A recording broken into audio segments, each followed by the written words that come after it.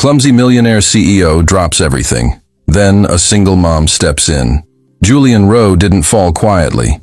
He fell in the middle of a crowded street during rush hour, with people rushing past like he didn't exist. His briefcase burst open. Papers, a wallet, a tablet sliding across the pavement. No one stopped. No one even looked back. Julian froze on one knee, heart pounding, suit stained, eyes darting. He could hear footsteps everywhere, but not a single voice asking if he was okay. For a man used to being noticed, the silence hit hard. This wasn't just embarrassing. It was unsettling. Then someone dropped down beside him. Fast, without hesitation.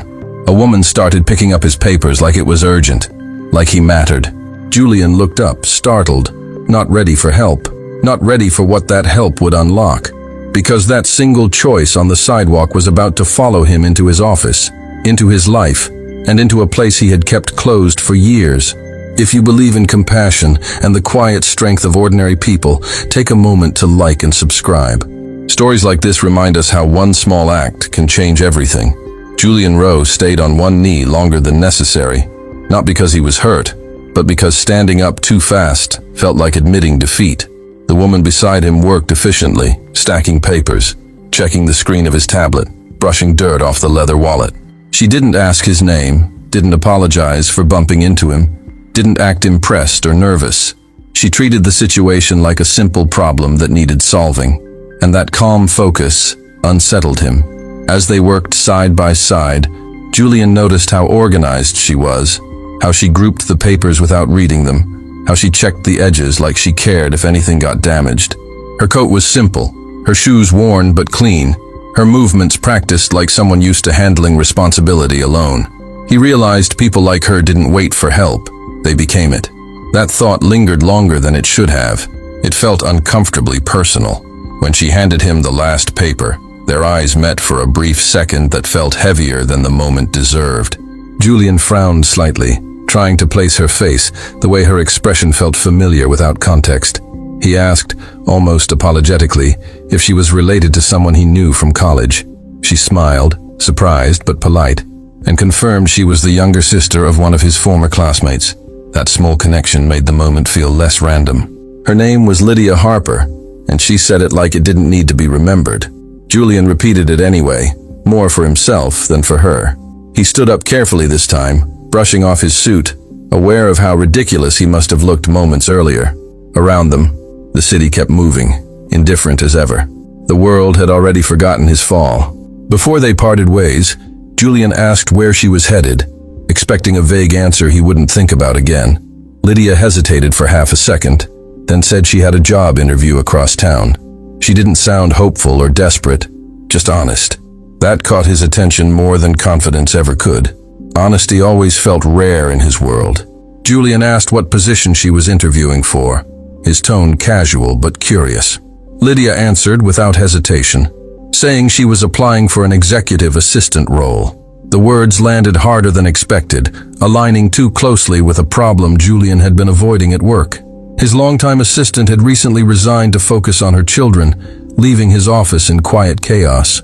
The timing felt strange, almost intrusive. He joked lightly that he was looking for someone himself, trying to keep the moment from feeling too serious.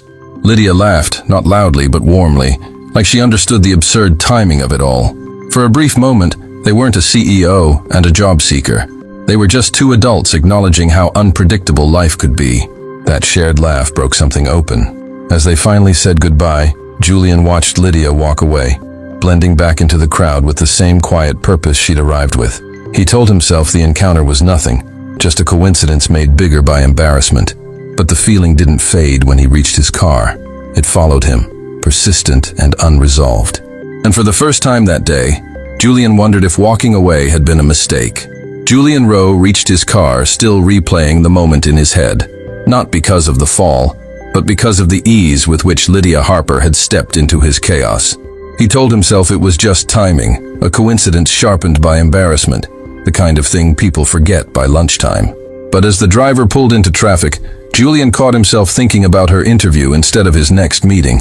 That bothered him more than the scraped edge of his briefcase. He wasn't used to caring this quickly. Back at the office, the absence of his former executive assistant became painfully obvious. Emails piled up faster than usual, meetings overlapped, and small decisions waited too long for answers. Julian noticed how often he relied on someone else to keep the engine running smoothly. For the first time, the role didn't feel replaceable. It felt essential. And that thought brought Lydia back into focus. He tried to shake it off by diving into work, but the memory followed him through every task. He remembered how she grouped the papers without reading them, how she checked his tablet for cracks before handing it back. Those weren't polite gestures, they were professional instincts. Julian realized he hadn't imagined her competence. He had recognized it. Mid-afternoon, he asked HR for an update on the open assistant position, pretending it was overdue housekeeping. The recruiter mentioned several interviews scheduled, all strong on paper, none standing out yet. Julian listened, nodded, and hesitated longer than he meant to. Then he mentioned Lydia's name, casually, as if it had just crossed his mind. He asked if she could be added to the interview list. HR agreed without question, but Julian felt the weight of the decision immediately. This wasn't charity, he told himself, just an opportunity he would offer anyone qualified. Still, the timing made it feel personal.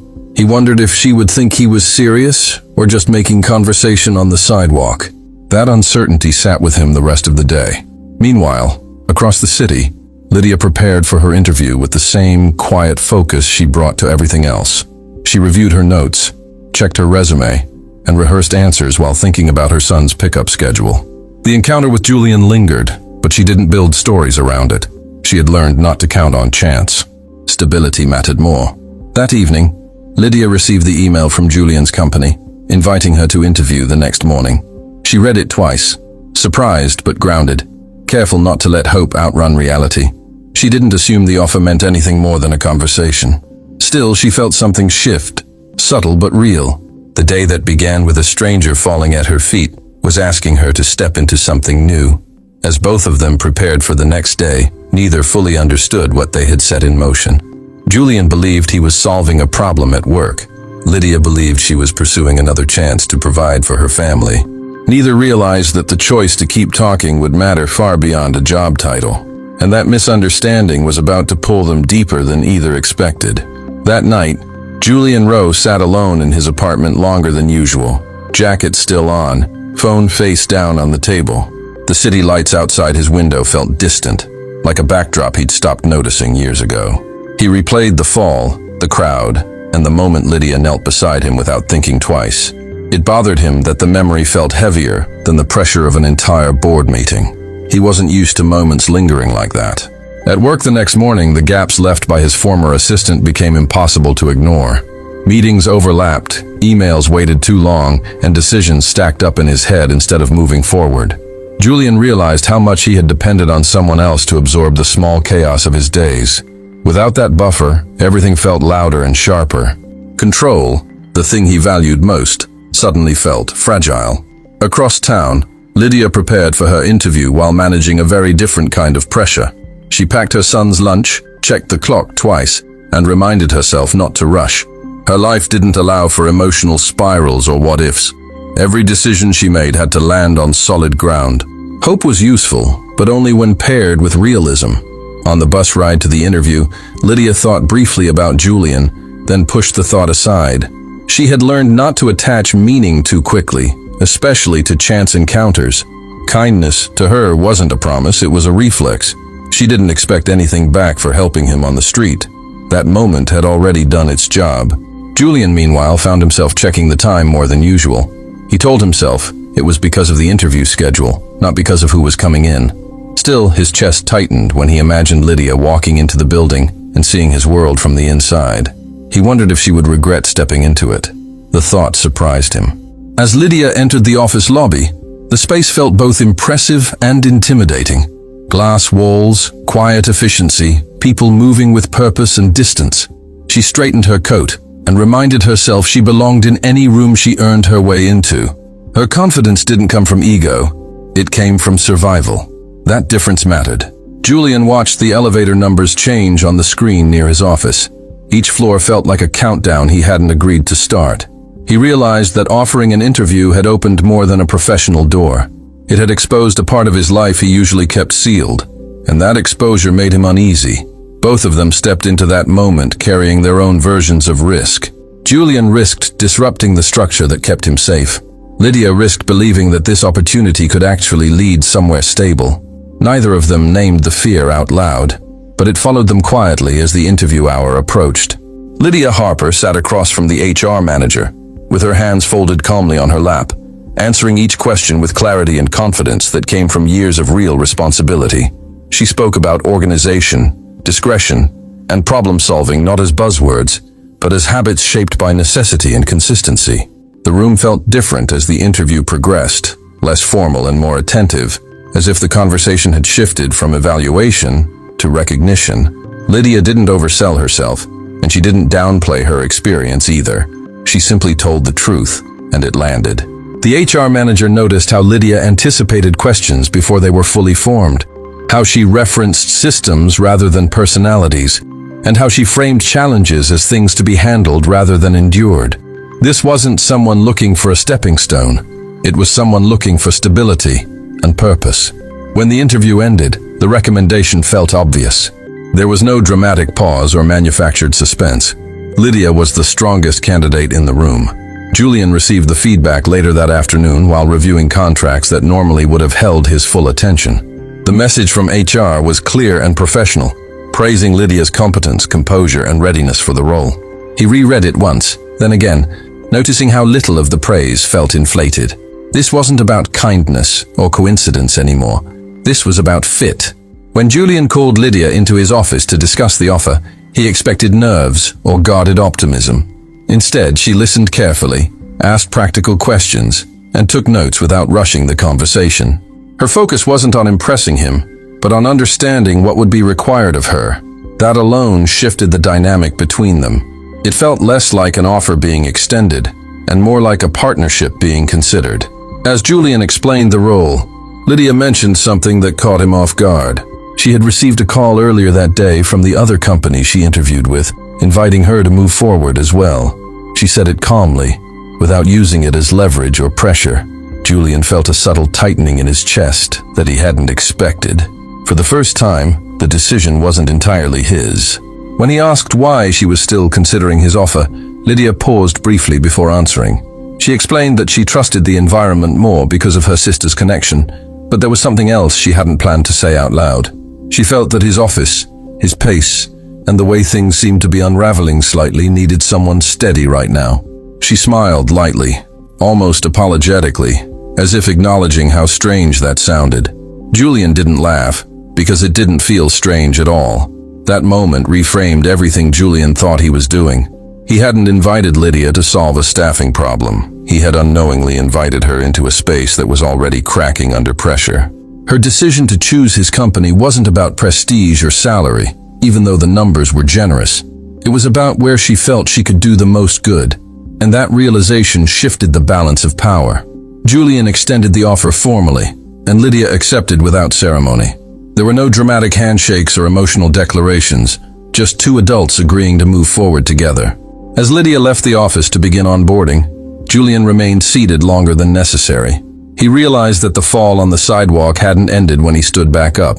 It had quietly followed him into this room and changed the course of his day. Lydia Harper's first weeks in Julian Rowe's office unfolded with quiet efficiency. Not because she tried to change anything overnight, but because she observed carefully before acting. She learned his rhythms, noticed where meetings bled into each other, and understood how often he carried decisions alone longer than he should have.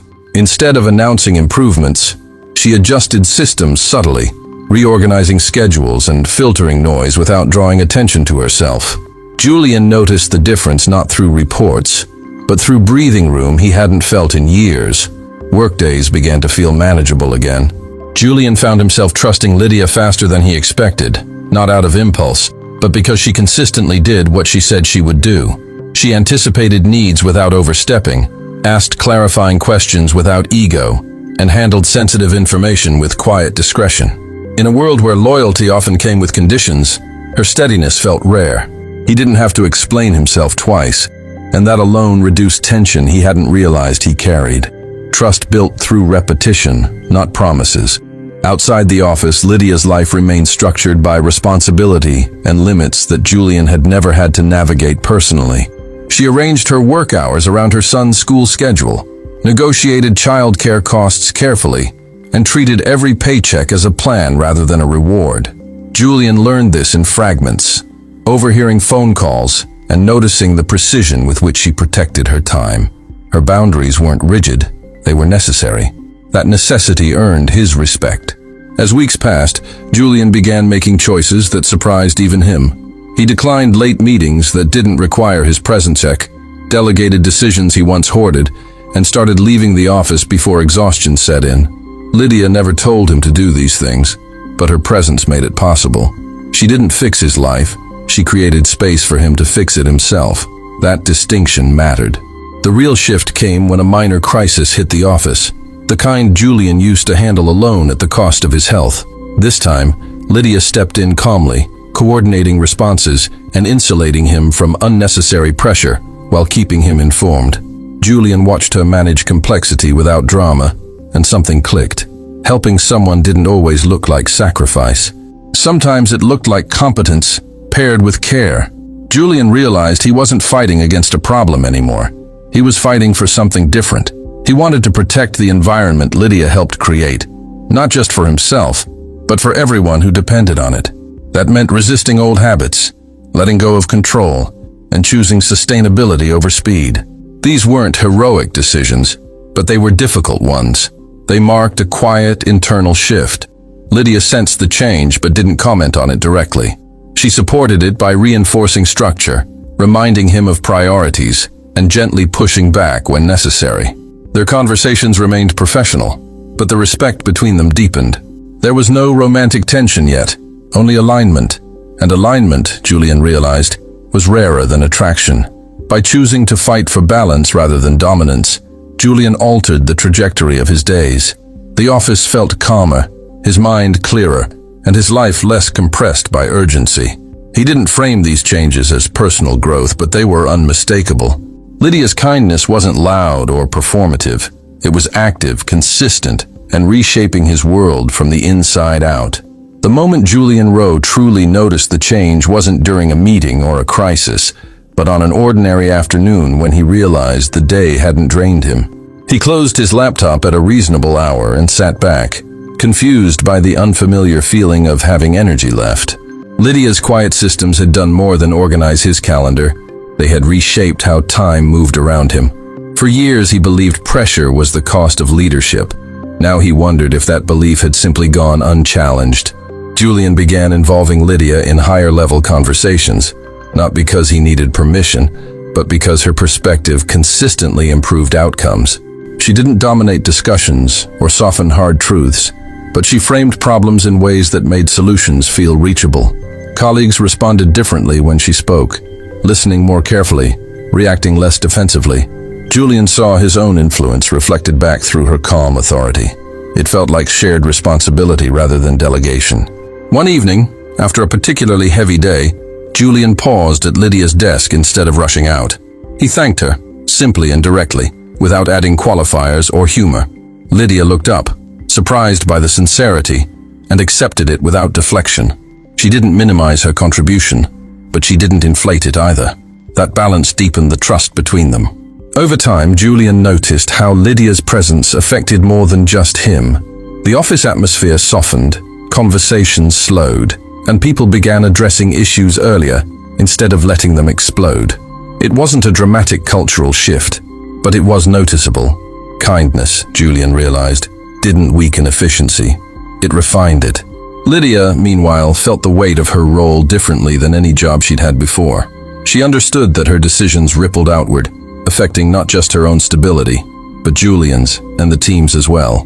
That responsibility didn't scare her. It grounded her. She had built her life on being dependable when others needed her most.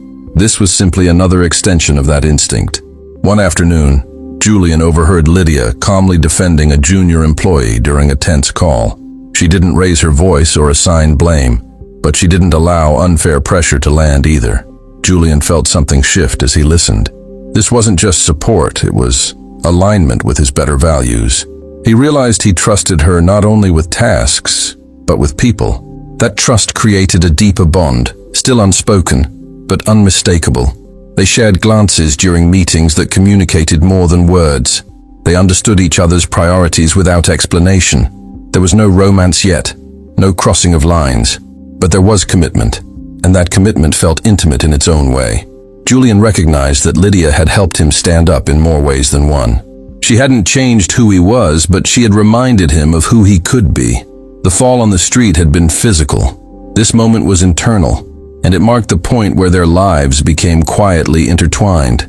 The first real test didn't come from inside the office, but from the world Julian and Lydia carried with them after hours. Lydia's sister, Megan Harper, stopped by one afternoon to meet her for coffee, and Julian happened to be leaving at the same time. The timing felt accidental, but the air shifted the moment they recognized one another. Megan's expression flickered with surprise, then amusement, as she took in the situation. Julian felt a subtle tension rise, not unpleasant, but unfamiliar. Megan introduced them casually, but with a playful edge that didn't go unnoticed. She called Julian Lydia's boss, and Lydia her sister in the same breath, like she was connecting pieces of a puzzle out loud. Julian smiled politely, but he felt exposed in a way he wasn't used to. This wasn't a boardroom or a contract negotiation. This was personal space. As they walked toward the cafe together, conversation stayed light, but charged with something unspoken. Lydia asked Megan about her day, grounding herself in familiarity, while Julian listened more than he spoke. He noticed how Lydia relaxed around her sister, how responsibility loosened just enough to reveal warmth. It made him see her differently, not as an extension of work, but as a whole person with layers. That realization stayed with him. Over coffee, Megan's humor filled the gaps where Julian and Lydia hesitated. She teased Julian about stealing her sister away for long hours and joked about Lydia finally working somewhere that appreciated her. Julian laughed, but he also listened carefully. There was pride in Megan's voice, and protectiveness too. Julian understood that any space he occupied in Lydia's life would be earned, not assumed. As the conversation unfolded, the differences between their worlds became clearer. Julian spoke about corporate pressures and long-term planning, while Lydia mentioned school schedules and budgeting down to the dollar. Neither perspective diminished the other, but the contrast was undeniable. Julian felt the weight of his privilege more sharply than before. It didn't make him defensive, it made him reflective. As the days passed after that coffee shop encounter, the connection between Julian and Lydia grew more complex, not louder. It didn't explode into sudden romance or dramatic declarations, but it settled into the spaces between conversations, glances, and shared pauses. Julian became more aware of how carefully Lydia balanced her life, how every decision was measured not only by desire, but by responsibility. He noticed how often she checked the time, not because she was impatient, but because someone else depended on her being exactly where she said she would be. That awareness deepened his respect in ways attraction alone never could. Lydia, on the other hand, began to see Julian beyond his role as her employer, or the man who had once fallen at her feet on the sidewalk. She observed how seriously he took his work, how the pressure of leading others sat on him even when he tried to hide it. There were moments when she caught him staring out the window between meetings, clearly carrying more than numbers and strategies. She recognized that kind of weight, even if its source was different from her own. It softened her toward him in ways she hadn't expected. One afternoon, Megan invited Lydia and her son to dinner, insisting Julian join them as well, framing it casually but with clear intention. Julian hesitated at first, unsure whether crossing into Lydia's family space would complicate things further. But something told him this was not a test, but an invitation to understand the fuller picture of her life. At the dinner table, conversation flowed easily, grounded in everyday moments rather than work or ambition. Julian felt oddly at ease, as if this version of connection required less effort than the worlds he usually navigated. Watching Lydia interact with her son changed something fundamental for Julian. He saw patience, firmness, and affection woven together without performance. She listened closely, set boundaries gently, and celebrated small victories with genuine joy. There was no chaos, only structure built from care. Julian realized that the stability she offered others was the same stability she had quietly offered him. Later that evening, as they stood outside saying goodbye, there was a moment where words hovered unspoken. Julian wanted to acknowledge what was forming between them, but he also understood the risk of moving too quickly. Lydia sensed his hesitation and appreciated it, knowing restraint could be as respectful as courage. They shared a long look, full of understanding rather than expectation. That moment, restrained and honest, carried more weight than any rushed confession could have. From then on, external pressures began to feel more pronounced. Julian faced scrutiny from colleagues who noticed his shifting priorities and questioned his softer leadership style. Lydia encountered subtle judgment from those who misunderstood her closeness to her employer. Neither of them reacted defensively. Instead, they leaned into clarity, choosing transparency over assumption. This stretch of their story was not defined by ease, but by intention. They learned how to stand beside one another without leaning too heavily. They learned how to protect what was growing without hiding it. Every challenge became an opportunity to